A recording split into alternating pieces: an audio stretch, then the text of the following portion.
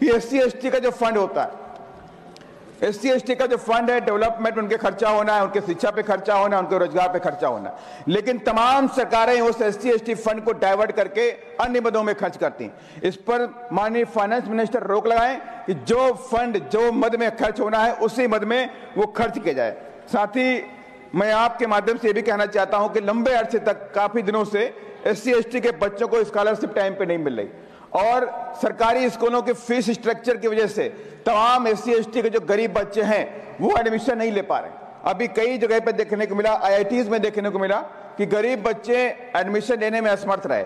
तो मैं आपके माध्यम से सरकार से कहना चाहता हूं कि SC/ST के जो बच्चे, जो गरीब लोग हैं, उनकी फीस को फ्री किया जाए और साथ ही जो उनका स्कॉलरशिप होता है वो भी सरकार टाइम पर उनको देने का काम करे। और इसके साथ ही मैं आपके माध्यम से कहना चाहता हूं कि बाबा साहब डॉक्टर अम्बेडकर ने इस देश के अंदर रोजगार और इस देश को आर्थिक शक्ति के रूप में बनाने के लिए तमाम दस्तावेज लिखे, तमाम तरह के रिसर्च भी दिए और तमाम तरह की किताबें भी लिखी।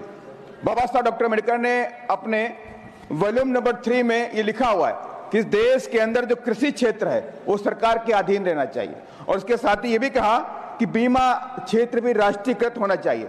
अगर आप बीमा को प्राइवेटाइजेशन कर दोगे 100%, तो इस देश में बहुत बड़ा जोखिम उठाना पड़ेगा, देश जोखिम की तरफ बढ़ सकता है। इसलिए मैं माननीय फाइनेंस मिनिस्टर से कहूंगा कि इस पर भी पुनर्विचार करें और बाबा साहब की इस बात को भी ध्यान में रखें। और साथ ही सरकारी कर्मचारी लंबे अरसे से मांगते चला रहे हैं कि OPS लागू किया जाए, लेकिन OPS नहीं मिल रहा। उसके लिए NPS लाया गया, फिर UPS लाया गया, लेकिन सभी लोग इसको रिजेक्ट कर रहे हैं। तो मैं माननीय सरकार से आपके माध्यम से कहना चाहता हूं कि OPS को पुनः लागू किया जाए, उस पर कंसिडर किया जाए।